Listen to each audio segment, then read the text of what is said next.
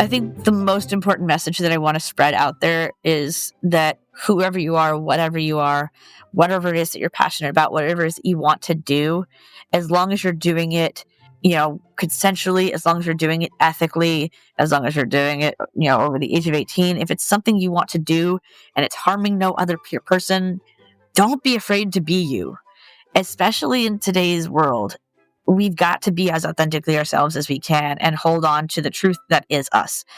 That's what's going to get us through the next while. That's what's going to get us to the next stage of life, is being as you can be. Whoever you are, you're valid, you're worthy, you're enough, and you matter. Welcome to Normalizing Non-Monogamy, the podcast where we interview incredible people from all over the world to hear their personal journeys of self-discovery through the lenses of love, sex, and relationships. Our mission is to show people that they're not alone and to inspire them to embrace their true selves so that together we can open minds and live authentically without shame. We believe everyone's story is powerful and beautiful, yet it's important to remember that everyone does life a little bit differently and that the views and opinions expressed by our guests do not necessarily reflect our own. Additionally, we aren't doctors. Please consult a medical professional for anything regarding your health that you might learn about on the show. Enjoy!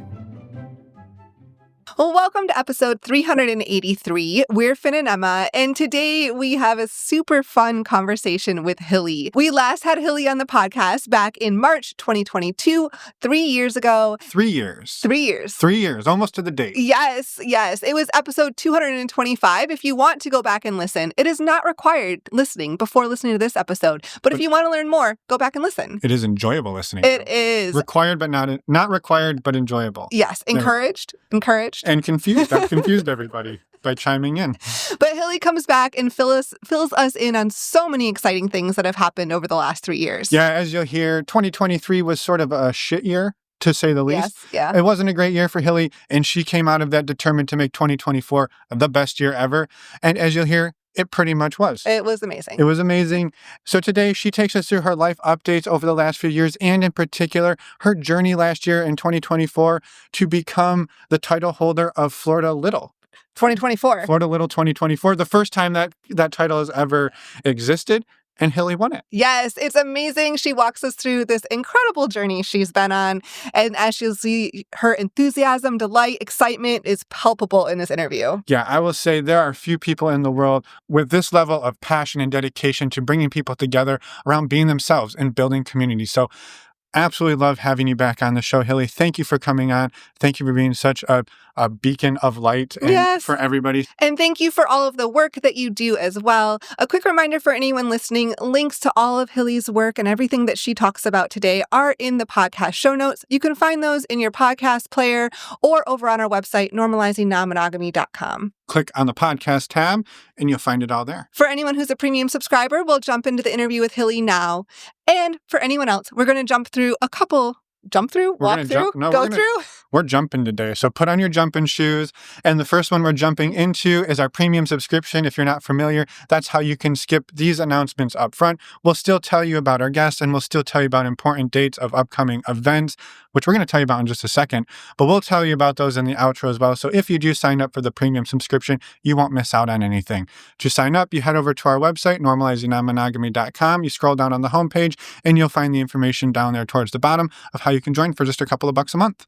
Next up, our next virtual speed friending event is going to be next week. That's Thursday, March 20th. You can sign up over on our website, normalizingnonmonogamy.com, on the banner at the top of the page or under the events tab. We've been running these virtual speed friending events for several years now. They are a super fun and low pressure way to meet like-minded people. We use Zoom to bring everyone together, give you a talking point, break you into groups in the breakout rooms. You talk about that question with 3 to 4 other people for a few minutes. Then we bring you back into the main room, give you another question, scramble the rooms, and rinse and repeat for 2 hours. It is so much fun, and we would absolutely love to have you join us. A quick reminder, these are open to anyone. You just must be open-minded and respectful. So go sign up again on our website over at normalizingnonmonogamy.com. That big old banner at the top. March 20th. March 20th. Next up, we wanted to remind you all about our virtual community, which is a bit different than the virtual speedrunnings, which we just told you about, which happen monthly. Our virtual community is an ongoing social and support community where we use an app called Mighty Networks to bring over 300 amazing people together from around the world. Besides everything happening in the app, we also host monthly Zoom calls, we host monthly workshops, and we host in-person retreats that happen a couple of times a year all around the country. Our next in-person retreat is coming up this April 25th to the 27th, 2025, and it's going to be in Atlanta, Georgia. There's still room. You can come join us. We would absolutely love to have you come join us. More information can be found over on the community tab of our website, normalizingnonmonogamy.com. Yeah, at the top of the community tab, there is a link to a 13-page beautiful PDF. Beautiful which retreat guide. Retreat guide, which talks all about the retreat in Atlanta. And if you scroll down a little past that, you can see all of the things that you get when you join our community for just a couple of bucks a month. And right there, you can apply to join, and we'll get you in a few minutes. We're pretty damn fast. We are pretty fast. We're pretty fast. So we'd love to have you come join us. Again, check that out. It's over under the community tab of our website. Next up, we want to remind you about our favorite way to get tested for STIs. You hear us talking about it every week. It is stdcheck.com. It is a service that Finn and I use. We've been using it for years. We've been telling you about it for years.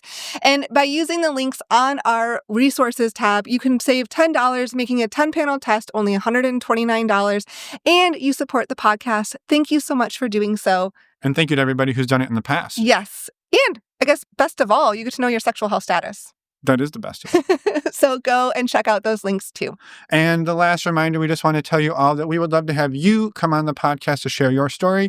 You do not have to be a title holder. No. Any kind. You just have to be you. You can be. You can be. Definitely. Especially if you have one of those awesome wrestling belts that I was talking. Oh, that hasn't happened yet. That happens later. Ooh. Anyway, that's coming up later for you. But you don't have to be a title holder. You just have to be you. We'd love to have you come on the show and share your story. The more stories we tell, the more people know that they're not alone. So please reach out to us, send us an email, send us a voicemail. You can also give us feedback or complain to us. Whatever you want to do, we're here for it. And with that, let's go and talk with Hilly. Welcome back to the podcast, Hilly. We're excited to dive back in, get an update from you. We last talked with you 2 years ago, approximately, and we know there's been a whole bunch of changes in your life the last couple of years, and we're excited to dive in. Thank you so much for reaching back out to us and coming back on. Thank you. Thank you guys for having me back. I appreciate it. Yeah, we're super excited to get all the updates. I know we were just chatting before we hit record, but now we get to get into all the nitty-gritty details. And maybe before we do, for anybody who didn't go back and listen to your first episode, just maybe introduce yourself at whatever level you're comfortable, and maybe give a little bit of we'll dive into a little bit of a background of where you were up until that point. But let's just start with the introduction. Who is Hilly? So Hilly is, I'm a 38-year-old polyamorous age player, which I'll go into a little bit more in the future. But I am an active part of the BDSM and leather and kink communities. And I been in a long distance relationship now for just over 3 years. It was 3 years in October. I've been active in both polyamorous and the BDSM scenes for 20 years now, and have been all over the map on that front. And I'm a pansexual, cisgendered woman. I'm also someone who lives with chronic pain. I'm also neurodivergent, and I'm born and raised in New Orleans. And here I am. And here you are, back in New Orleans. Yeah. Amazing. And maybe just to dig in a little bit about sort of the age play and what that looks like for you. Again, we're going to go deeper into this, but maybe just the 10,000 foot view or the 30,000, however many thousands of foot view is high enough to sort of catch people up a little bit about what that looks like for you and what that means for you. So for those who are unfamiliar, age play is a subset of the larger BDSM community. Age play it's a form of role play where folks will role play as typically a younger age or an older age. So they're in the larger umbrella of age play. There are littles and bigs. So littles tend to role play or regress to a younger state, and bigs tend to act as caregivers or parental or guardian type figures. Age play involves a lot of, like it really depends on what sort of age bracket you play at, but it can be anywhere from, sitting on a carpet, with coloring books while there's a Disney movie playing in the background and blowing bubbles. I basically just described myself on a typical Sunday.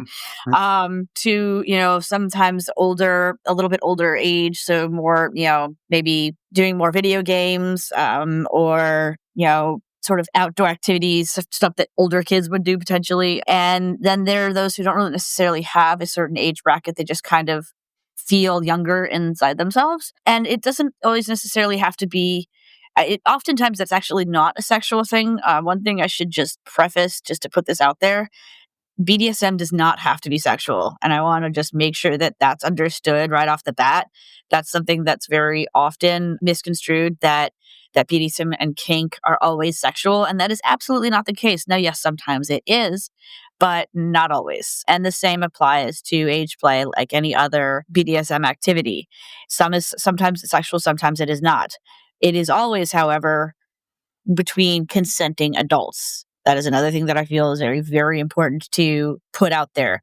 These activities are not for people under the age of 18, and these activities are not between anyone who is not enthusiastically consenting to be a part of it. So whether you're, sucking, whether you're drinking from a bottle or you're blowing bubbles and playing with Play-Doh or watching Disney movies or whatever, you're still an adult at any time. If there's an adult situation that needs to be handled, you can snap out of it and be an adult in that moment. And that's the difference, because there is another subset of people who are age regressors, but that is not a BDSM activity. That is actually that's a when someone actually goes into a younger mental state where they actually cannot react in an adult situation if something were to happen. Yeah. That's age regression and not age play. Okay. But Yeah. that is sort of, the general gist of it. Yeah. Mhm. No, it's super helpful. And I'm curious for you, you kind of said like, well, I just described myself on a typical Sunday afternoon. and I'm curious to just again to pick at some of these nuances for you and maybe just so people kind of have an idea. I'm curious for yourself, how much time do you spend in little space, right? And this is a term we used the last time we talked, right? Little space is sort of, Mhm. as It's you've sort of described it. when, yeah, it's when you go into that younger headspace. Right. So how Yeah. for yourself, how much time, and just again, not like you need to keep track of it like you're on the clock, but what is sort of your balance between, For some context. yeah, for some context, and what does it look like typically when you drop into that space? Honestly, it's really tough to even try to think of like how much time I spent. I mean, for me, I can float in and out of in and out of little space pretty consistently, because I'm someone who is sort of youthful by nature. My one of my, the members of my close family circle, or pack as we call it, they labeled me this like 5 years ago, and it stuck. They labeled me the small, spelled SMOL, and I am the small of the group because I'm very young at heart. As far as like when I go into I'm sorry, I'll have to apologize. I keep almost saying subspace because it's similar, but Hmm. anyway. As far as how often I go into little space, really depends on my environment. When I'm around Art, who, for those who don't know, who weren't listening to the last episode, Art is my daddy as well as my dominant, my sir. When I'm around daddy, I go into little space a lot. I'm probably in that younger headspace more often than I'm not when he's around. I mean, especially this past month, where it's basically just little space for a whole weekend straight. And then last week, but we'll go into that later. But yeah, I mean, I guess like maybe a couple times a week if I had to try to like, you know, what I have, if I'd have to try to guess as far as like what little space looks like for me, so my little side actually goes by a different name. This way, it's sort of easier for myself and those in my circle to know when I'm in little space, whereas when I'm in, an adult headspace. Like, Hilly is me, the adult grown up woman who takes care of business, and Allie is my little side. Allie is most often found probably blowing bubbles, which is her favorite activity in the entire world. Probably watching Bluey. Lately, that's been the most, like, it used to be Disney movies. Now it's Bluey, like 100%. If it's on TV anywhere, I could be like in the grown up headspace I'm in right now. If I turn on the TV and Bluey is playing, it's just like snap, instant little space. All right, time to grab a stuffy. And I don't do a lot of coloring, mainly because I have issues with my hands and nerve pain, and it makes it less fun to do a lot of coloring activities. So I tend to play with things that don't require as much dexterity with my hands, like blowing bubbles, or sometimes like you know putting together a jigsaw puzzle, or playing with like easier to play with games. Like she likes Play-Doh a lot. Let's see, playing with stuffies, for sure. Like she's always got a stuffy in hand, no matter where she is, and she likes dressing up. That's like probably her other favorite activity, right outside of blowing bubbles, is just like wearing 16 different outfits in a day because we love to dress up. So that's kind of, I guess, that's kind of how what little space kind of looks like to me, or looks like for me in a typical day. Yeah. Yeah. No, I love that. And I know you, like, I just, maybe to build on the subspace piece, because there's a question that kind of popped into my head as we were listening back to your other episode earlier today. And a question kind of popped in of your ability to transition in and out of that space. And you kind of touched on it a minute ago, where you can kind of fluidly move in and out of that. And we've talked to people who maybe talk more about subspace, and it is my understanding is like that can be more of a space where like it's not easy to drop into, and once you're in it, like you're in it, and coming Yeah, out yep. of it isn't easy. But it sounds like maybe that's a little different than what you experience. No, actually, I would like my first response was just going to be can confirm. Oftentimes, I mean, like little space, subspace is different for everyone. Now, I will say for a lot of folks, it's really difficult to get into because subspace often happens after a rush of endorphins and dopamine and serotonin that your body produces after like a heavy scene or something heavy that's either heavy physically or mentally. Myself, when I really go hot, like I can float into like a gentle subspace if I've been in a much lighter scene that's not as heavy, and I can jump out of it pretty quickly. But if I've been engaging in a heavier scene, typically for me, it's an impact scene. That's really kind of my bread and butter. When I'm not getting into ageplay, I'm getting into impact play. But if I'm in a really, really heavy scene, subspace for me can be very similar almost to like mild intoxication, like not fit to drive, should not be making any big decisions.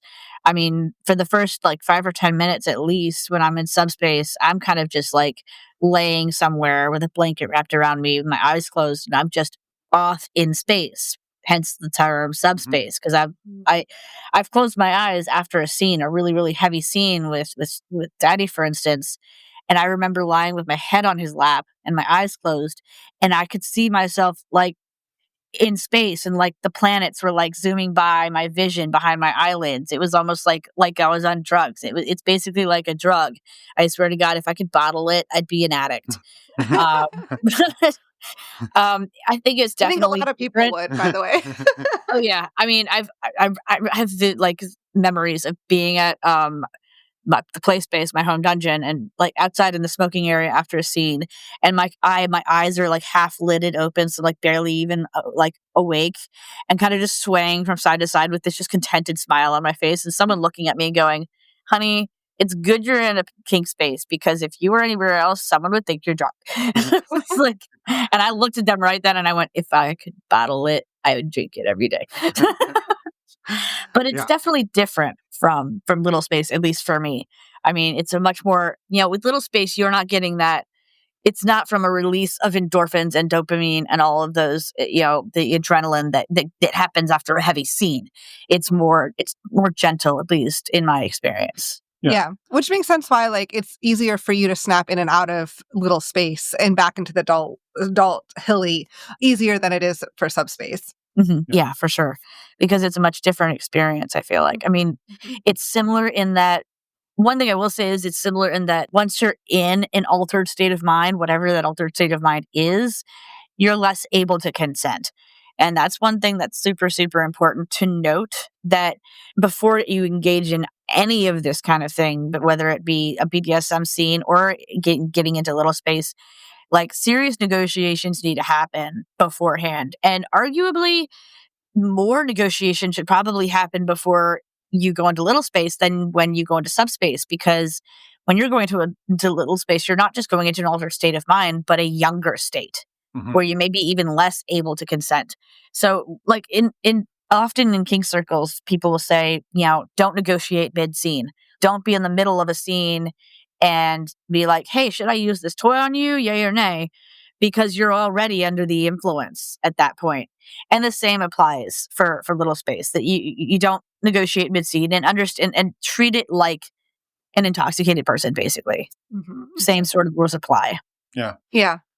I love that. I love that comparison, and I appreciate that. And I'd love to bring in, again, I know there's these sort of parts of you are very woven together. So it's not like, well, there's the polyamorous part, and then there's the little part. There's Hilly, and I'd love to talk a little bit about how this plays in to polyamory for you, and maybe what your non-monogamy landscape looks like today. Well, it's sort of interesting how this ended up playing out. So when you guys spoke to me last, I had just entered the long distance relationship, and it's been a journey because it's been 3+ years. And, especially that first year, there was a lot that I needed to learn, that it was a lot that we both needed to learn, from learning how to communicate through conflict, learning how to navigate the fact that, and he was he's now living with the other partner, that there's a complicated dynamic around that to begin with. I'm not going to go into the details of that. The very, very, very short version is, it's not a copacetic, like, we're not in an open situation where I have communication with my metamor and the metamor is not really poly, but it's complicated to describe, but I don't want to, that's sort of an offside tangent. It was a struggle for me getting adjusted to the long distance relationship, and knowing that he was away. I wasn't getting regular date nights every week. I didn't even get to see his face, very often. And it Or even also really, was reminding me, like, I just want to interrupt you real quick. It was a fairly new relationship when he went long distance too. No, actually, we had been together over 2 years when he okay. moved. Okay, Yeah, my math was wrong. Okay, good. Yeah, no, that's okay. You had an established relationship, and now it was moving to Yes. long distance. Yeah, no, we had all like his and my relationship and his and her relationship had been established for about 2 years when they moved. I see. But so getting adjusted to that, from like early right before the pandemic through right till when he moved away, he was kind of like, he was my rock, he was my everything, he was really my central focus. And I had to sort of learn how to refocus and learn how to live with myself, and find things that I enjoyed, and find ways to still find joy in my day-to-day life, instead of focusing on, the sadness and the missing him and feeling lonely. And the way this sort of ended up kind of looping together, I guess you could call it, was after a while, when I had, spent several months at least already kind of feeling sorry for myself and being lonely. And I mean, his and my relationship almost ended right there in the beginning. It was really tense. And one of the first things that I learned through that relationship once he moved away was learning that I'm not entitled to his time. And when he and I were all dating in person, I was kind of viewing our relationship in the sense that I was entitled to his time. And that didn't really dawn on me until he moved away. And I had this sort of aha moment when I realized all of my angst and all of my upset and my sadness and the loneliness and, causing all this conflict was coming from a place of having felt entitled to something and being taken away from me.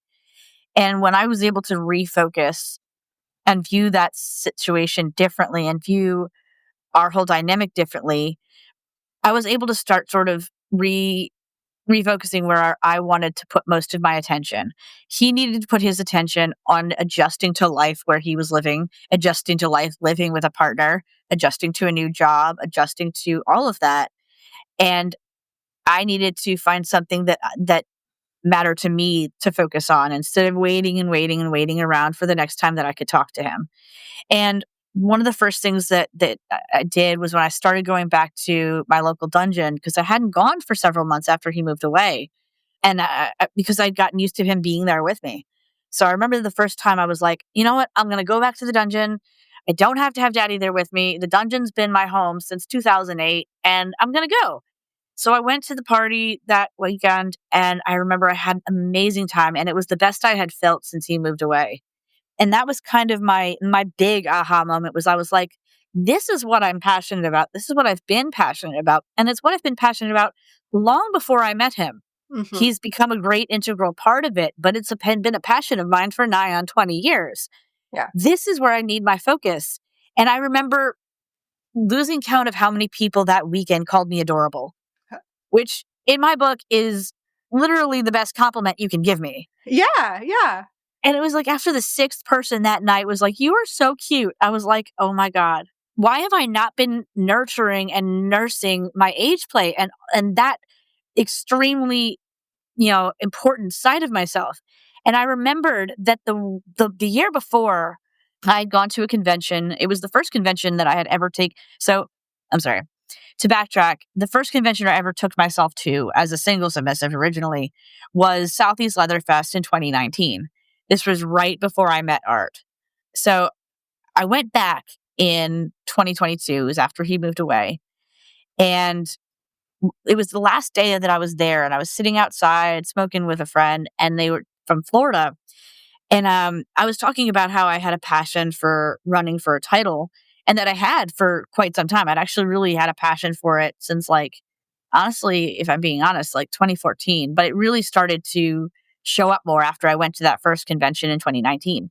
So I'm sitting outside talking to this woman, and she's like, she's like, well, why haven't you run for any titles yet? And I was like, I don't really know. It's just none of the titles that I knew was available really felt right. It didn't feel right to me. It just, my gut wasn't going, do it, do it, do it. So I haven't. And she goes, well, what is it that you're most passionate about? I'm like, well, age play, that's my platform. And she goes, well, we just established an age play competition. There's a title contest for age players in Florida. And I stopped dead in my tracks. Like, if you're that like screeching tires sound effect thing, like in my head. And I just looked at her and went, I'm sorry, wait, what?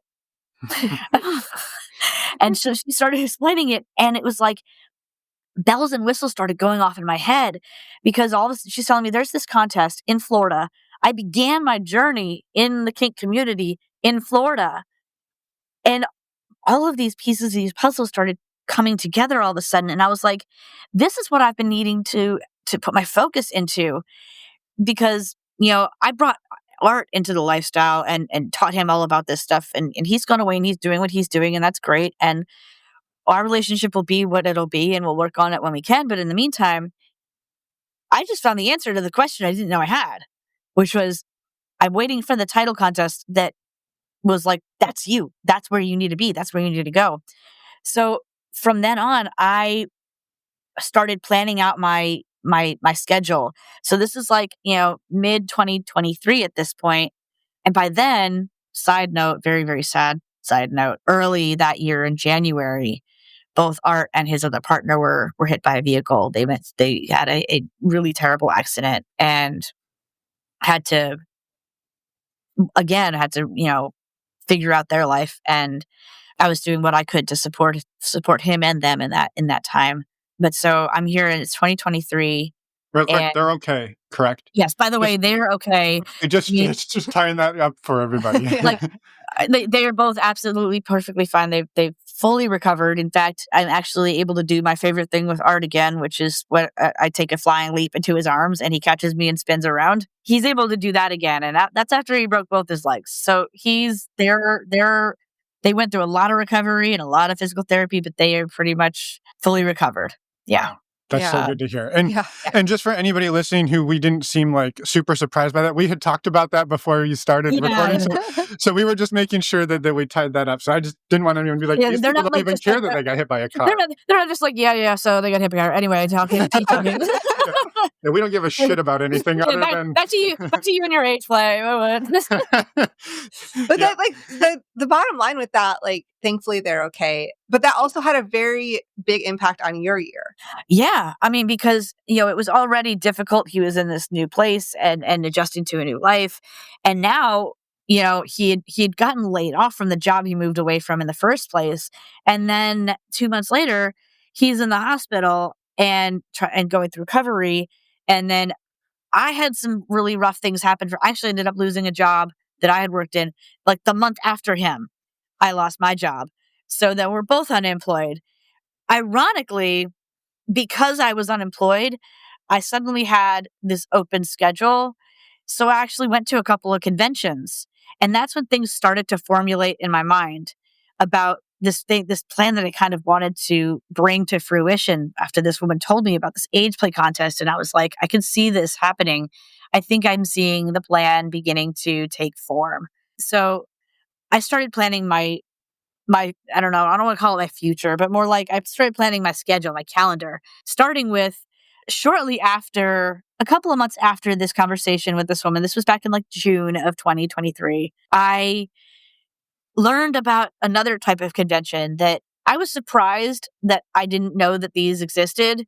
I learned that there was such a thing as a spanking conference, like it's like a spanking convention, which blew my mind because before age play was ever even a thing for me, like spanking and impact play has like always been my first and greatest love.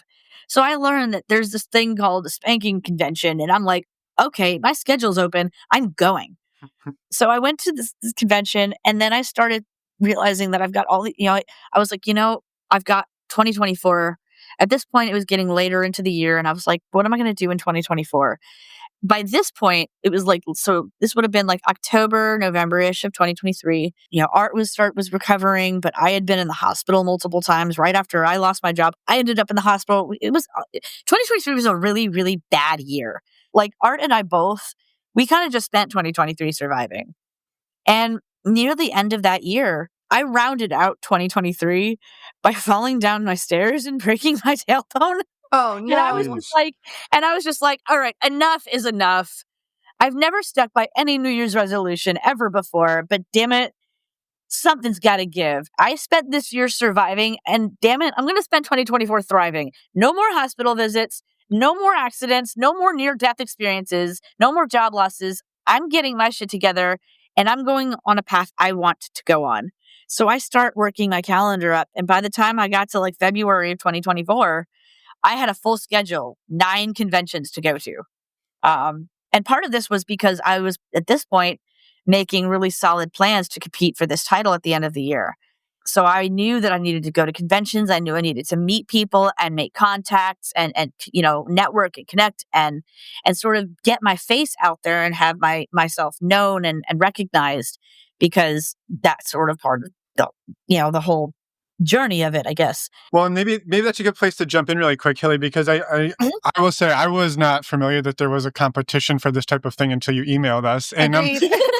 and so in hearing you keep saying title, like for whatever reason, I grew up with like WCW wrestling, and I just imagine you walking out like holding the title belt, like coming into like entrance music. So I'm curious what is what is an age play, or even some of the other like kink titles? What do they look like and mean, and how do you achieve one?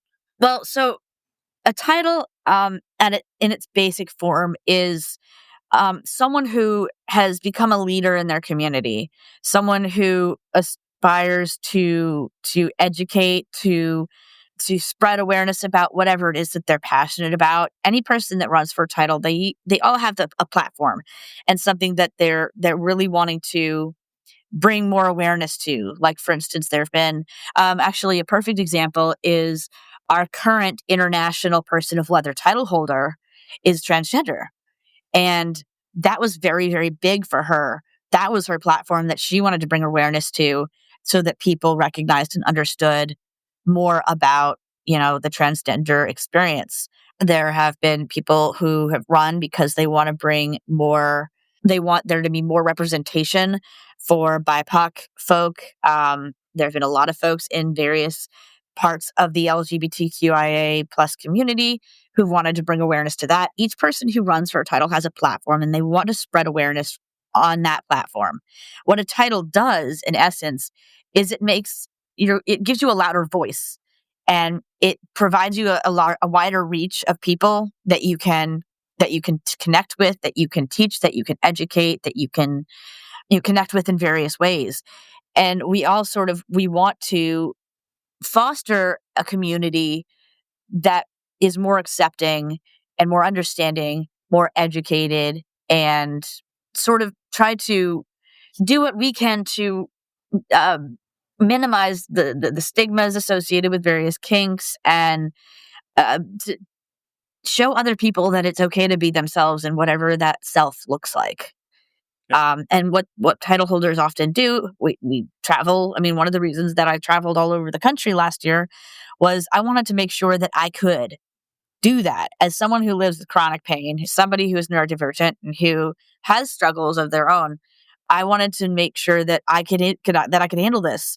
Mm-hmm. And that was sort of my way of proving to myself that I've got this. Like, if I can do it all by myself, when a title holder travels for their title year, they often have a travel fund that comes from the producers of the title. I wanted to make sure that I could do this regardless of if I have a travel fund or not. If I have any help from anyone else, I wanted to know I could still do this on my end, Mm-hmm. and that I could handle it both financially, physically, emotionally, that I could still navigate my own personal life without it, erupting into flames. But yeah, that is in essence what a title holder does and is a representation of the community and a leader in the community. Mm-hmm. Yeah. Yeah. Amazing. Yeah, I love it. Some subtle differences between that and wrestling, but I still love it. Well, when you mentioned that they come out with a big title belt, I didn't end up with a title belt, but I did end up with a big patch that I wear on the back of a vest now. So it's kind of it's just not a big metal belt. It's just a big circle it's a leather circle that is sewn onto the back of a vest. I love it. I love it.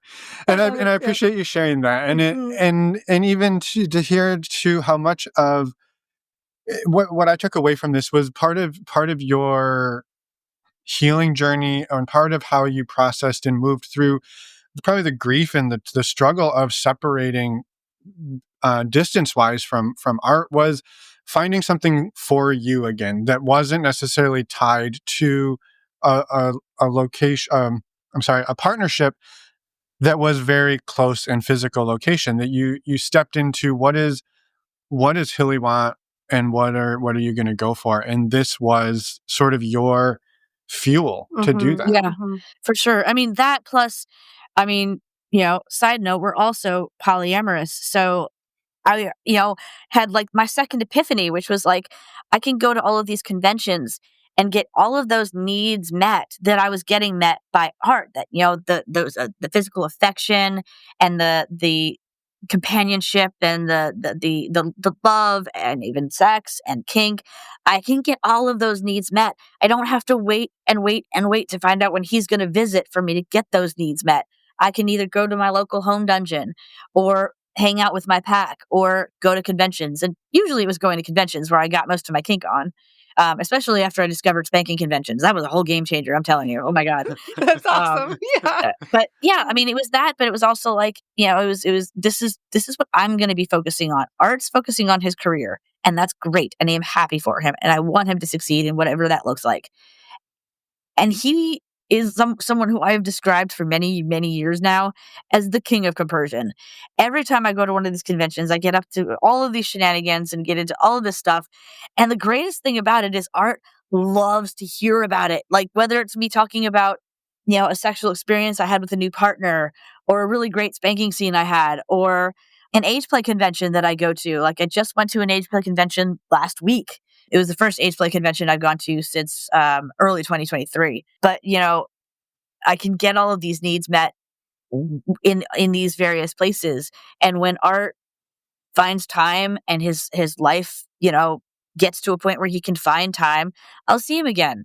And I was able to believe in that. And I loved how I could tell him about all the stories. I mean, ironically, for those in the kink community who know anything about sadists and masochists, I think his absolute favorite thing in the world to hear about was when I found myself against another sadist who loved to torture me, because he loved hearing that someone else was around to torture me when he couldn't.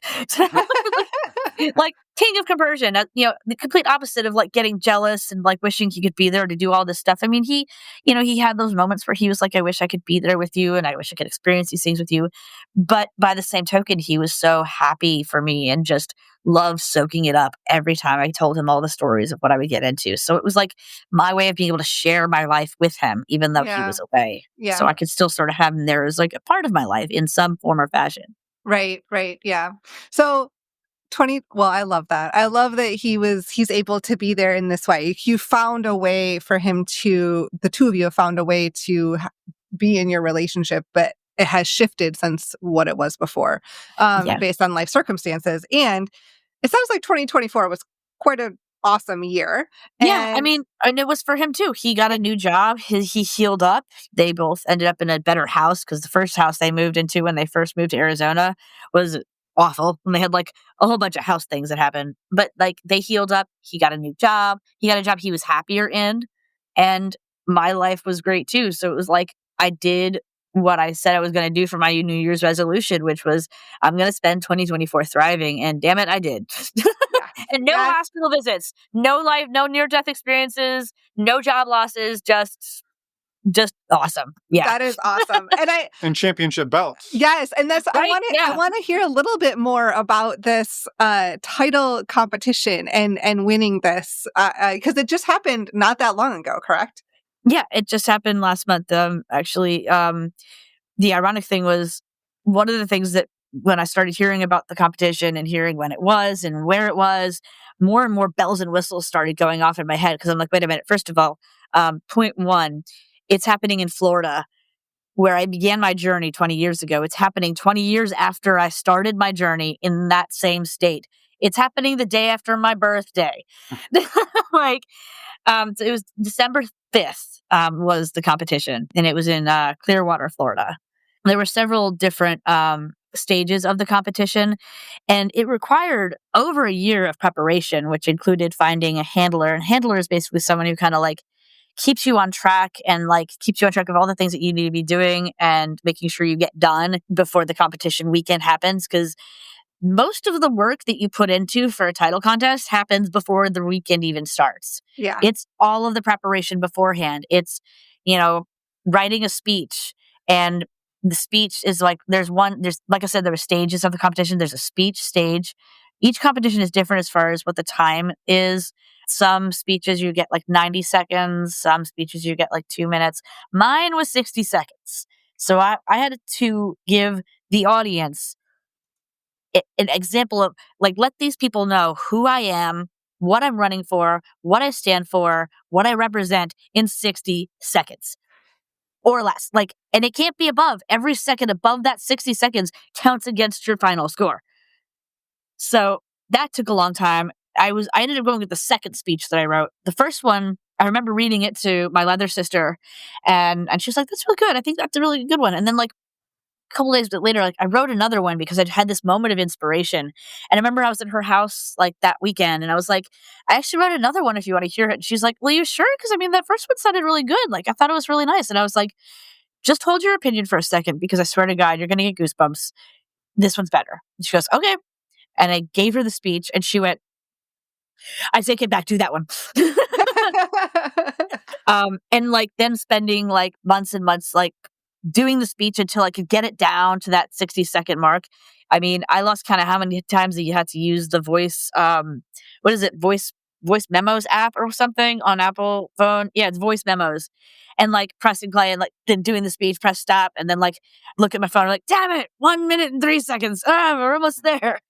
And then the second stage of the competition, which is the interviews with the judges. The only way you can really prepare for that is, so one of the things that my handler did was she actually put together a mock judging panel so that I could practice in interviews with the judges. So she put together this mock judging panel, and then we had planned to do, and then we did this over Zoom, where they would give the interview and I would answer a lot of questions. And then afterward, they would give me feedback. And I remember one of the first bits of feedback that they gave me was to try to practice shortening my answers to the questions that the judges give me, because of my ADHD and because I'm Hilly, I tend to go off on tangents and like forget that like I need to shorten things up. And one of my judges was like, one of my mock judges was like, these are all of the people that my handler put together for the mock judging panel had all competed in various competitions, so they all had firsthand experience with judges and with the competition as a whole. And one of the things they said to me, the first one that I remember saying was shorten your answers to like 30 seconds or less, about 2 to 3 sentences long. After about 30 seconds, you're going to lose your judges. So one of the things that Art did, that he was able to sort of be a part of my preparing for my contest, like, experience, was he would send me questions. And and this was an idea that one of the mock judges had given me, was like, find friends or talk to Art, have people send you questions, and then you have to send them an answer in a voice message and try to keep it to 30 seconds or less. And so he would send me various questions like every day. And one of the things he ended up learning that he pointed out to me was that he was like, you're a bit like rusty in your first or question or two, but after like that third one, you kind of get in the groove and you start to really get into it. And then you're like 30 seconds or less, like bam, bam, bam. So we came up with a way to help me prep for so on the day of, before I went into the competition, before I went to see the judges, one of the things we would do to help me juice up, almost like an actor uses does vocal warm-ups or things like that. It's almost like a vocal warm-up, except it was like a Hilly's mouth warm-up. And they would pepper me with questions. I also I actually used, so it's kind of funny. I used AI to generate a list of questions about age play that I might be asked by judges. And what I immediately did was, as soon as it generated it, I put my hand over my computer screen so I couldn't see the questions. I pressed save, and I saved it in a Google Doc. And then I printed it out and put blank pages in front of it so I couldn't see the questions. And I stapled it together so I had it was a pack of 30 plus questions. And I wrote in Sharpie on the front, help me practice for my contest. And I would bring it to the conventions that I would go to. And when I would talk to people at the conventions, I would hand them the pack and be like, do you want to help me practice for my contest? Pick a question, give me a couple of questions. And so it was almost like, everywhere I went, I was finding people that could help me prep for this. Because this was the one part of the competition that I really needed the most help prepping for, that wasn't like the interview, the speech, is like, here's your speech, this is what I'm saying. Then there's an educational portion where you're teaching a class. They have you teach a class. That was one part of the contest. And then there was a fun, sort of playful part of the contest where you do sort of a little fantasy bit, something a little bit fun and upbeat that kind of evoke some kind of emotion in the audience. But the interviews and the pop questions sections, you can't really prep for that. You don't know what you're going to be asked. You don't know what the judges are going to say, or what they're going to ask you, or what kind of temperament they're going to have. So that was the one I really had to do a lot of prepping for. And it was really fun getting Art involved so that he was part of the process. So I would get home, and as soon as I sent him a message telling him I was home safe, one of the apps that we started using was this app that we discovered. We discovered this app after Hurricane Ida, and it's an app called Zello, and it's like a walkie-talkie app. So your phone basically becomes a walkie-talkie. So if you're just sitting at your desk or something, your phone, if he uses the Zello app and presses this button, he can talk to me through my phone like a walkie-talkie. So I would send him a message telling him I was home safe, and he would immediately chime in on the Zello app and be like, all right, are you ready for a question or two? And I would walkie-talkie back to him and let him know if I was ready. The reason he did it after I was home was because, he couldn't ask me these questions while I was at work. He couldn't be so what kind of things do you like to do when you're an age play? Well, I'm at work, my bosses are here. A bad idea. Yeah. When I would tell friends to send me questions, I would tell them wait till 5 and then start sending me questions, because I would have to answer them in a voice message immediately back. So I'd get home, I'd send our message, home safe, and he'd be like, all right, some questions. And he would give me questions, and then he would give me feedback. I could see on the Zello app how long the little thingy, the little voice message was that I would send him, and then he would tell me how good it sounded or whether he thought it needed, freshening up. But anyway, those are all the various portions of the contest, and throughout the contest, you're also being judged while not necessarily just while you're doing these various little bits.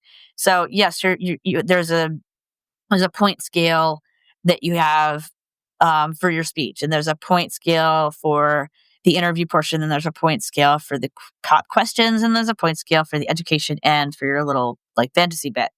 But you're also being sort of unofficially judged the whole weekend because Yeah.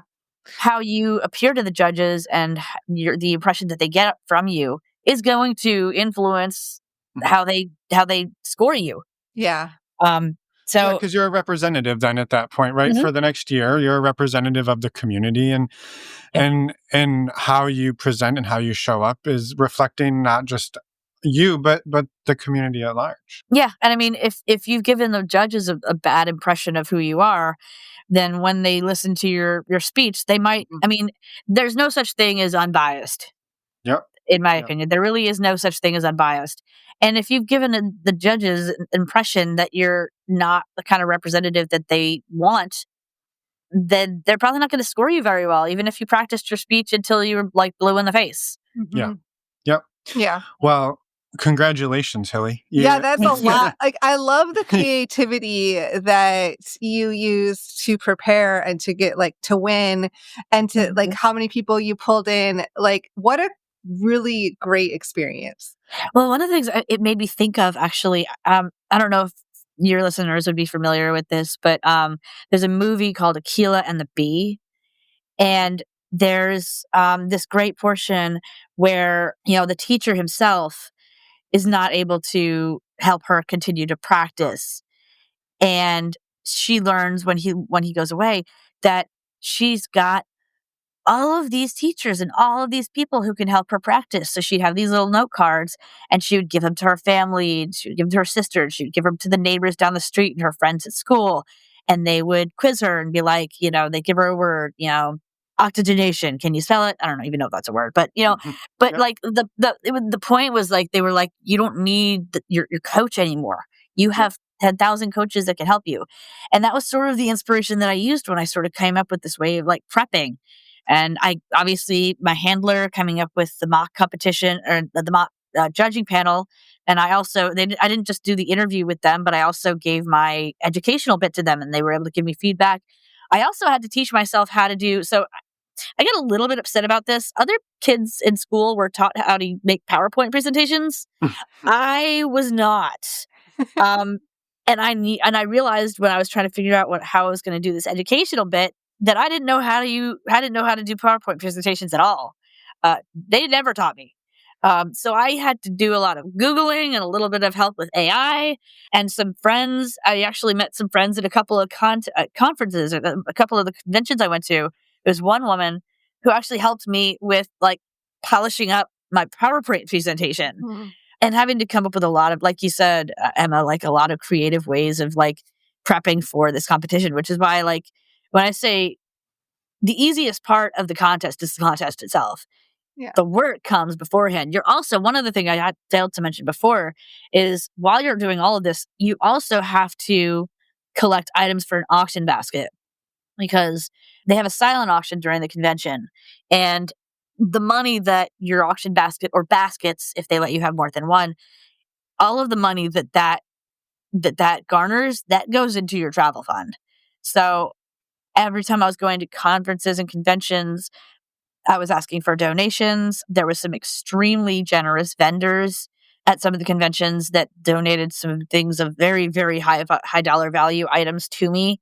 And I didn't even think to do that. It was someone at one of the conventions that I went to who recommended that I go and tell the vendors, hey, I'm so and so, and I'm running for this title. would you mind donating in some items to my auction basket? And I felt so weird about asking. Like, I hated the whole idea of like, it felt like get charity and like a begging. And these are vendors who have had, who applied their wares, and I'm asking for freebies. So I dragged my leather sister along with me and made her help me ask because I was too afraid to do it myself. But So look she what was came like, of it. Look what came of it. oh, I know. I mean, Yeah. I'm still like, what's funny is like, after I was actually announced as the winner, unfortunately, my original handler wasn't able to make it to the competition. She had a medical issue that happened, but she kept in contact throughout the weekend. And I remember I sent a message to them because we were doing messages back and forth through the Marco Polo app, if anyone's familiar with that one. And I sent them a message that night, and I was like, so it still doesn't even feel real. Like, it doesn't feel like this actually happened. I was like, is it normal for it to like not feel real? I just sent a message back and we're like, so I'm sorry, I keep switching between she and they because those are their pronouns. But she's a title holder herself, boot black title. And she was like, after I won the boot black title, she was like, it was about 2 weeks before it actually sunk in and felt real. And that sounds about right. It was between 2 to 3 weeks. I think it finally sunk in last weekend when I went to an ageplay convention, because it's the first convention I went to as a title holder representing my title. Yeah. So it was like I was meeting people as, oh, hi, I'm Hilly Leather Little, Florida Little 2024. And like, it really took, that was when it finally really like became a reality. Like, this happened. This is real. Yeah. Yeah. All of the work paid off. And Daddy was there the entire weekend. It was actually his first convention he'd ever gone to. And of course, so his first convention has to be the weekend of my contest. But it was great because he was by my side the entire weekend. And I think I'm actually getting goosebumps talking about this. So right after they announced me as the winner, he's sitting in the front row, and he like jumps to his feet and he's cheering and clapping his hands. And with like maybe 3 seconds after they announced me and I stopped crying, I took a flying leap into his arms. Aw. And there's a picture, there was photographers the whole contest. And I was so glad that that the photographer caught that moment, because there's this moment where you see like the silhouette of him behind my body that's just like wrapped around him like a monkey. And it was so like reaffirming to us and the relationship that we were in, because it was such a good week. And it wasn't just that I won this contest, but my contest was the first night. So I was announced the first night.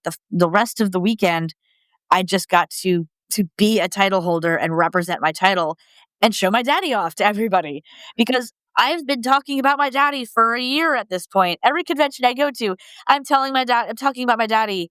And like, a lot of the conventions, people got familiar with my daddy's voice because I have an app that's for my ADHD it's an app that like helps you like gives you reminders to do stuff. And one of the things that Art and I came up with, because I have issues with object permanence, was the app lets you choose your own, if you want to, it lets you choose your own custom audio file to use as the notification when it chimes on your phone to remind you to do a thing. And I came up with the idea to have Daddy record himself telling me to do the things. So I'd be at a convention and be like sitting outside chatting with my friends, and then my phone just chimes in with Daddy going, "Time to drink water." Or like, so it was almost like I would carry him around with me to these conventions, and people got to know Daddy's voice. They would hear me talk about him ad nauseum all day, every day. And finally, I'm at this convention, and I'm like, "This is him. This is the guy. This is the Daddy that came and brought me here to help me get this title." And it was just, after all of the struggles for, over 3 years, this long distance relationship and the struggles with the poly side of things and all of the life, everything, I got to end this year of thriving with my daddy at my side, helping me win a title. It was, Yeah. it was just the best, like, what is it? Not comeback story. But bounce back, I guess. Sure. Yeah. This celebration at the end. And Yeah. what a way to end 2024. Yeah. And then to start like end 2024 and start 2025 at a convention representing your title as Yeah, well. literally. And It's like I did what I said I was going to do in 2024, and I'm carrying it forward. So it was like I said in 2024, I'm going to thrive. I spent it thriving. This year, all I want to do is spend this year proving to myself and everyone that helped get me here, and to the judges that chose me, that I deserve this, that I earned this, that I'm worthy of this, and to represent the title well, to represent the title with pride, with poise and grace, and with all of the bubbly goodness that is Hilly, and show the world the beautiful side of age play and all of the reasons why, if you want to do it, you should do it. And there's nothing wrong with it. And it's beautiful. Yeah. yeah, you get to now, like last year, you got to learn by going to all of these conventions. And this year, I mean, Mhm. continue to learn. You've already learned a Yeah. lot for many years, but continue to learn in that space. And this year, you get to go and be like, no, I am the representative. I get to share that there is no shame here. Like, this Yeah. is a super fun part of life if you want to do it. Yeah. I mean, like, and even going back to the conventions that I went to last year, and getting to be, I'm excited to go to some of the spanking conventions this year that I went to last year, because it was the spanking conventions where I was finding people that were helping me practice more than some of the other conventions I went to. It was like the folks in the Spanko community who were like, yeah, sure, I'll read some questions and help you out. Like, come on. It was the spanking convention where someone helped me with my PowerPoint presentation. It was a spanking convention where I was outside in the smoking area and I asked a group of smokers if they would mind listening to my speech and giving me feedback. I'm looking forward to going back and going, yo, guess what she helped me do? Look Yeah. at it. And like Yeah. showing off the patch and Yeah. all of that. And it just like shows too so much the power of community, right? Like when you Yeah. put yourself around people that see you and accept you for you and you as Yes. them, like it's I mean, I love, think I no, that is that is the best word for it. It's the power of community. And you see this in all sorts of communities, not just this community, but all different types of communities, that coming together, that togetherness, that like, working together, not apart, yeah, it's a great thing to find the community that nurtures you Yeah. and that supports you and that helps you grow and helps you be your best you. yeah, yeah. I love that. And like last time on the last episode, you were talking about how you have that community. You have your pack where you're Yes. where you live and things like that. But this is finding an even broader one, and Yes. that's what it sounds like you really came into over the last year. Yeah. And one other thing I should mention, I don't know how many of your listeners this would be relevant to, but if any of them come from a leather background, kink leather background, 2 months before my contest in October, like I think this was October 3rd or something. It was either the 3rd or the 7th. I was at my home dungeon, and my community came together behind my pack and surprised the hell out of me by formally presenting me with my boots, which is it's a ceremony where the community at large kind of, it's sort of it's two things. Sort of one thing that it it is a recognition of your service and the things that you've done in the community, the work you've done to serve the community, but it's also sort of an acknowledgement of how much you've done and how, much of a community you are and how much a part of the community you are. And it's a beautiful ceremony. I've seen people earn their leathers at other conventions, and the greatest part about this, and the reason I remembered this was you mentioned my pack. I'm at this event that was set up in part by my leather sister with the help of my daddy. I don't know how the hell both of them managed to keep this a secret as long as they did, because they kept this a secret for over a year. All of the planning, like she was the one who was mainly like coordinating the efforts, and she got every single member of my pack at this party. And it was the first time all of us had been in the same room together since before COVID. Wow. And like during the evening, she was still coordinating so that, because she had to get like everybody to get set up so that they could surprise me without me knowing what was going on until they were ready to do it. And it was a beautiful ceremony. And what's and it was like that night I had taught a boot blacking class, and I thought that was exciting. Like I was already on cloud 9 because I was going to get to teach a boot blacking class, and lo and behold, all of a sudden every member of my pack is here. All of my everybody people, with the exception of Art, of course, is here. And then I come in from the smoking area and I walk in and there's chairs like on either side, like a whole like audience. And then there's an aisle in front. And at the very front of this, I see a chair and the alpha of my pack standing next to it with a shit-eating grin on his face.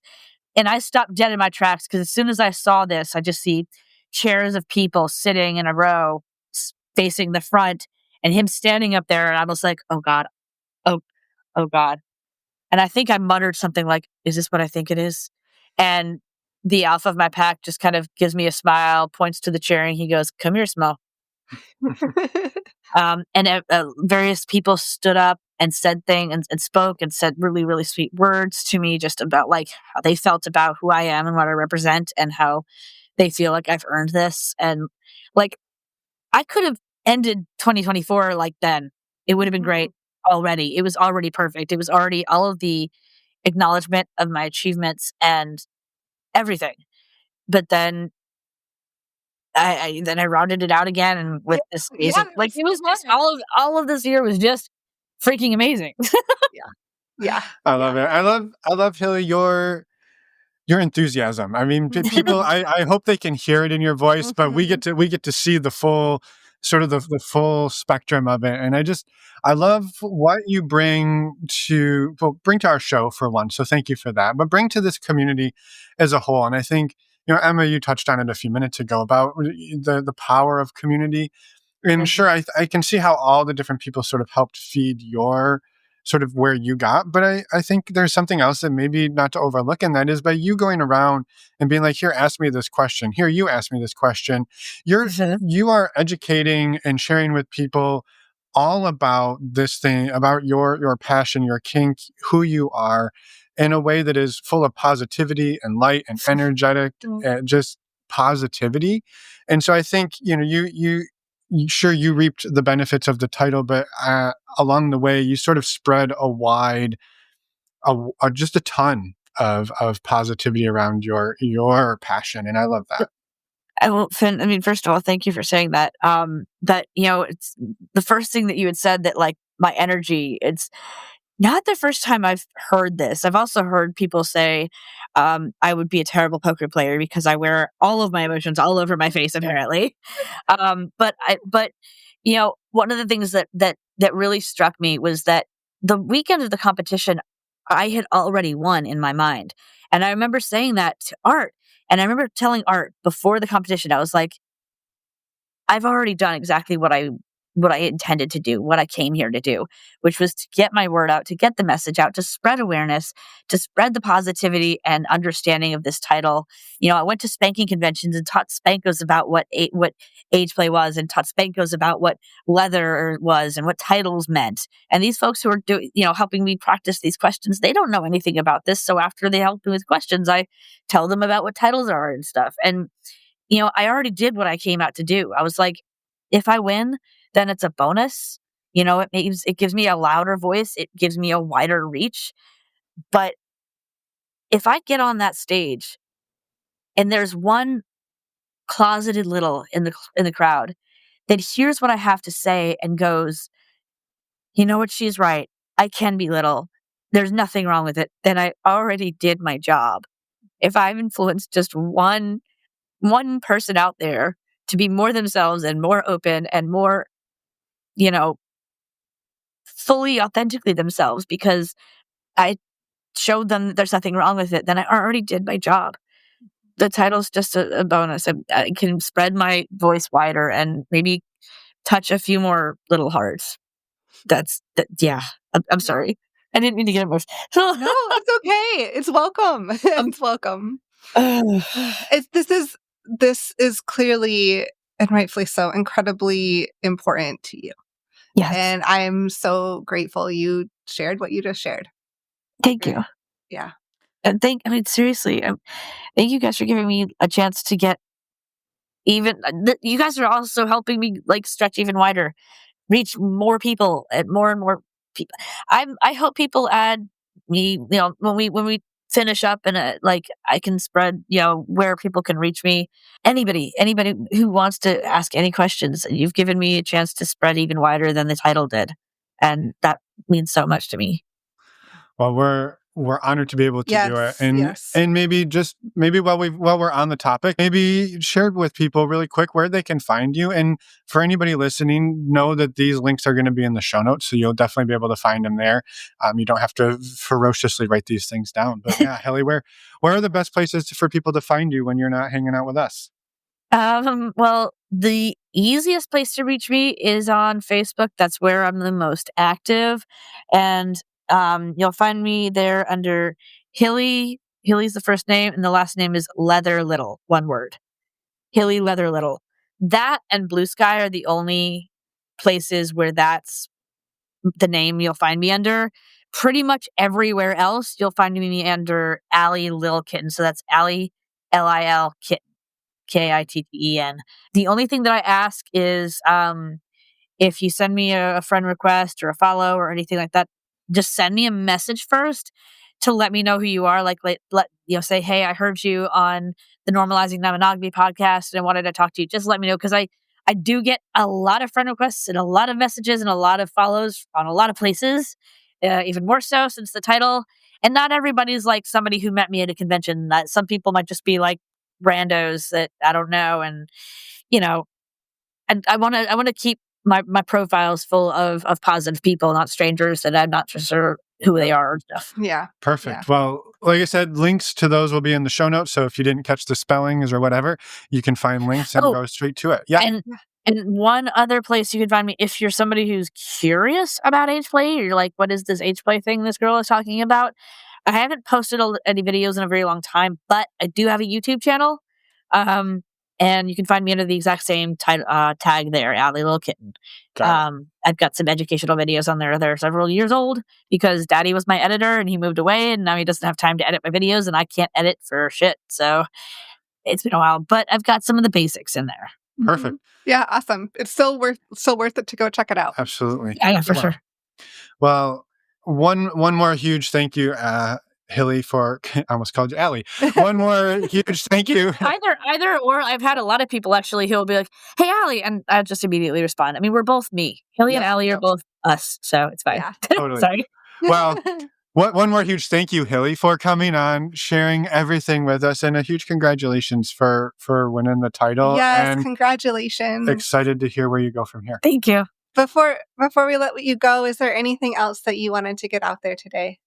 I think the most important message that I want to spread out there is that, yes, I'm representing a little title, but the message here is whoever you are, whatever it is that you're passionate about, whatever it is that you want to do, as long as you're doing it, consensually, as long as you're doing it ethically, as long as you're doing it, over the age of 18, if it's something you want to do and it's harming no other person, don't be afraid to be you. Especially in today's world, we've got to be as authentically ourselves as we can and hold on to the truth that is us. That's what's going to get us through the next while. That's what's going to get us to the next stage of life, is being as you can be. Whoever you are, you're valid, you're worthy, you're enough, and you matter. Yes. Well said. Yes, 100%. Add that to your next speech, by the way, just from yeah, right. Just from my own opinion. But that wasn't even the speech I gave at the contest. But well, amazing, Hilly. Thank you, and have a wonderful evening. And we can't wait for the next update. Yeah, we can't wait for Hilly number 3. Thank you so much, you guys. And we're back. Thank you so much, Hilly, for coming on and sharing an update to your story, and just for all the enthusiasm and excitement that you brought to the conversation, too. We're excited to get this one out there. Yeah, thank you from my side as well, Hilly. Had so much fun chatting to you. Cannot wait to bring you back on in a few years and hear what other titles you hold. I'm assuming it's going to be just a whole room full of trophies, and I'm pumped. A quick reminder for anyone listening, you can find links to everything Hilly shared over on our website, normalizingnonmonogamy.com. Click on the podcast tab or in your podcast player. And let's see, a couple of things to remind you all about. Next week, we have our next virtual speed friending that's happening on Thursday, March 20th. Still time to sign up. You do that over on our website at the banner at the top or under the events tab. And we also have our upcoming in-person community retreat. That was in-person, emphasis on in-person community retreat coming up April 25th to the 27th, just outside Atlanta, Georgia. You can find out more information about that under the community tab. And right at the top under the community tab, there's a link to an incredible, beautiful, amazing PDF, which is a 13-page document that talks all about what you're going to get if you come to the retreat. So check it out and then get yourself into the community and get yourself to Atlanta. And next week, we have another interview coming at you. This one is going to be with some of our community members, Steve and Kathy. We would love to have you come back and listen. So we'll see you in a week. We'll see you in a week. Bye, everyone. Thanks for listening.